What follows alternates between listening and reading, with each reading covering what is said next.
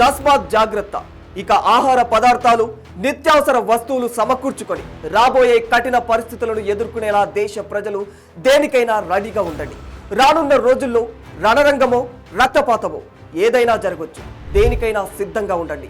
ఏంటి భయపెడుతున్నా అనుకుంటున్నారా? కానీ పరిస్థితులు చూస్తుంటే కాస్త పదిలంగా ఉండటమే మంచిదనిపిస్తుంది. పహల్గాంలో ఉగ్రవాదుల మారణకాండ తర్వాత భారత్ ప్రతీకారంతో రగిలిపోతోంది. జరుగుతున్న పరిణామాలు హడావుడి చూస్తుంటే దాయాది పాకిస్తాన్పై సమరానికి సన్నాహాలు చేస్తుందా అనే అనుమానాలు వ్యక్తమవుతున్నాయి. గుంట నక్కల్లా పాకిస్తాన్లోని ఉగ్ర స్థావరాల్లో ఏ బొక్కలో నక్కి ఉన్నా కూడా ఈడ్చుకు వచ్చి మరి నరికేస్తాం అంటూ ఉగ్ర మూకలపై భారత్ మరణ శాసనం రచిస్తోంది. మరి ఎవడు అడ్డు వచ్చినా పాకిస్తాన్తో తాడో పేడో తేల్చుకునేందుకు భారత్ తయారవుతోందా? భూ ఆకాశ మార్గాన తలబడేందుకు అంతుపట్టని వ్యూహాన్ని అంతర్గతంగా రచిస్తోందా? ఉన్నట్టుండి గుట్టు చప్పుడు కాకుండా సైనికుల సెలవుల రద్దు చేయడంతో పాటు ఇప్పటికే సెలవుల్లో ఉన్నవారు తిరిగి హుటాహుటిన రిపోర్ట్ చేయాలని ఆదేశించడం ఆలోచింపజేస్తుందనే చెప్పుకోవచ్చు.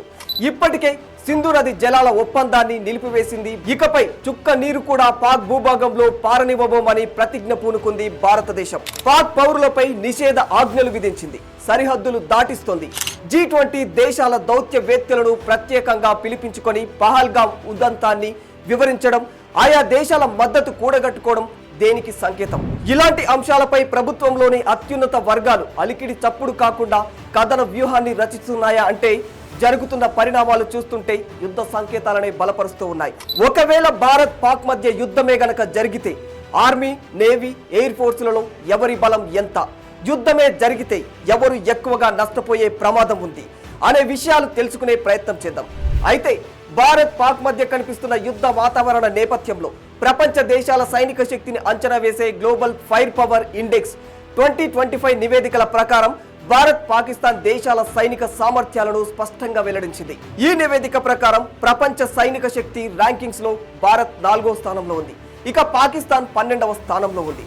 సైనిక సిబ్బంది విషయంలో భారత్ స్పష్టమైన ఆధిక్యాన్ని కనబరుస్తోంది. భారత్ లో 14,55,550 మంది క్రియాశీలక సైనికులు ఉండగా 11,55,000 మంది రిజర్వ్ సిబ్బంది, 25,27,000 మంది పారామిలిటరీ దళాలు ఉన్నాయి. ఇక ఆర్మీ పరంగా పాకిస్తాన్ విషయానికి వస్తే 65,54,000 మంది క్రియాశీలక సైనికులు మాత్రమే ఉన్నారు. 5,50,000 మంది రిజర్వ్ సిబ్బంది ఉంది. 5 లక్షల మంది పారామిలిటరీ దళాలు ఉన్నారు. ఇక వైమానిక దళాల విషయానికి వస్తే భారత్ వద్ద మొత్తం 2,229 విమానాలు ఉండగా వీటిలో ఫైటర్ ఎయిర్ క్రాఫ్ట్లు 513 ఉన్నాయి. డెడికేటెడ్ అటాక్ ఎయిర్ క్రాఫ్ట్స్ మొత్తం 130, రవాణా కోసం వినియోగించే ఎయిర్ క్రాఫ్ట్స్ 270 ఉన్నాయి. ఇంకా స్పెషల్ మిషన్స్ 74, ఏరియల్ ట్యాంకర్లు 6, ఎయిర్ క్రాఫ్ట్స్ 899, అటాక్ ఎయిర్ క్రాఫ్ట్లు 80 ఉన్నాయి.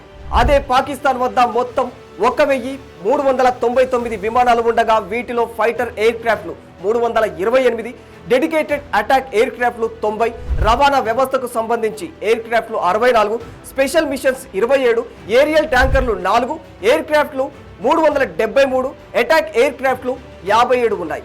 ఇక నౌకాదళ బలం విషయంలో ఇండియన్ నౌకాదళంలో మొత్తం 293 నౌకాదళాలు ఆస్తులుగా ఉండగా అందులో 2 ఎయిర్ క్రాఫ్ట్ క్యారియర్లు, 18 జలాంతర్గాములు, 13 డిజాస్టర్లు, ఫ్రీగేట్స్ 14, చిన్న వార్షిప్లు 18. ఇక పాకిస్తాన్ విషయానికి వస్తే మొత్తం 121 నౌకాదళ ఆస్తులు ఉండగా అందులో జలాంతర్గాములు 8, ఫ్రీగేట్స్ 9, చిన్న వార్షిప్లు 9, మైన్ వార్ఫేర్స్ 3 ఉన్నాయి. ఇక ఎయిర్ క్రాఫ్ట్ క్యారియర్లు, డిజాస్టర్లు ఒక్కటంటే ఒక్కటి కూడా పాకిస్తాన్ దగ్గర లేవనే చెప్పుకోవచ్చు. ఇక భూతల దళాల సామర్థ్యాన్ని పరిశీలిస్తే భారత్ దగ్గర 4,201 యుద్ధ ట్యాంకర్లు ఉన్నాయి. పాకిస్తాన్ దగ్గర ఇవి 2,627 ట్యాంకర్లు ఉన్నాయి.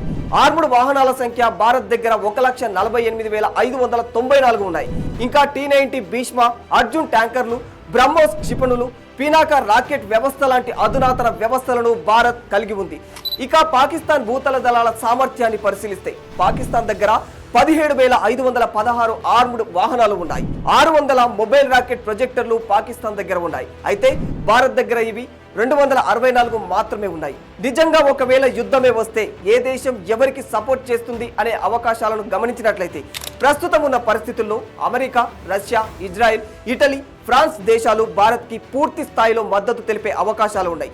చాలా వరకు యూరోపియన్ యూనియన్, అరబ్ దేశాలు కూడా భారత్కి మద్దతుగా నిలిచే అవకాశాలు ఎక్కువగానే కనిపిస్తూ ఉన్నాయి. ఇక పాకిస్తాన్ విషయానికి వస్తే అరబ్ లీగ్లలో ఒకటో రెండో దేశాలు మినహాయిస్తే ఆ దేశానికి పెద్దగా మద్దతు లేదనే చెప్పుకోవచ్చు. టర్కీ, అజర్బైజాన్, మలేషియా లాంటి దేశాలు పాకిస్తాన్కి మద్దతుగా నిలిచే అవకాశం ఉంది. ఇప్పుడున్న పరిస్థితుల్లో భారత్కి పూర్తి వ్యతిరేకంగా పాకిస్తాన్ను మద్దతుగా చైనా పనిచేసే అవకాశం లేనట్లే కనిపిస్తుంది. కొద్ది మేరకు ఏమైనా చేస్తే చేయొచ్చేమో కానీ పూర్తి స్థాయిలో మాత్రం పాకిస్తాన్కి సహాయపడే అవకాశం లేదని చెప్పుకోవాలి. ఏదేమైనా ఈ రెండు దేశాల బలాలు చూసిన తర్వాత ఖచ్చితంగా భారత్ బలంగా ఉన్నట్లు క్లియర్గా అర్థమైపోతుంది. అయినా కూడా పాకిస్తాన్ భారత్పై కయ్యానికి కాలు దువ్వడం సిగ్గుచేటనే చెప్పుకోవాలి. ఇక చరిత్ర చూసుకుంటే 1947 తర్వాత భారత్ పాకిస్తాన్ మధ్య జరిగిన 4 యుద్ధాలను పాకిస్తాన్ ఒక్కసారి కూడా గెలవలేకపోయింది. 1947, 1965, 1971, 1999లో జరిగిన అన్ని యుద్ధాలలో భారత్దే పై చేయి. ఇటువంటి చారిత్రక సంఘటనలను విస్మరించి భారత్తో కయ్యానికి కాలు దువ్వడం అనేది పాకిస్తాన్ మతిస్థిమితం లేని వ్యవహారమే అని చెప్పుకోవాలి. ఇప్పటికైనా ఒళ్ళు దగ్గర పెట్టుకొని చారిత్రక పాఠాల నుంచి గుణపాఠాలు నేర్చుకోకపోతే ఇప్పటికే ఆర్థికంగా ఇబ్బందులు ఎదుర్కొంటున్న పాకిస్తాన్కు పోయే కాలం వచ్చినట్టే అని ప్రపంచ విశ్లేషకులు చెబుతూ ఉన్నారు. చూడాలి మరి ముందు ఏం జరగనుందనేది. For more videos like this, subscribe Big TV channel.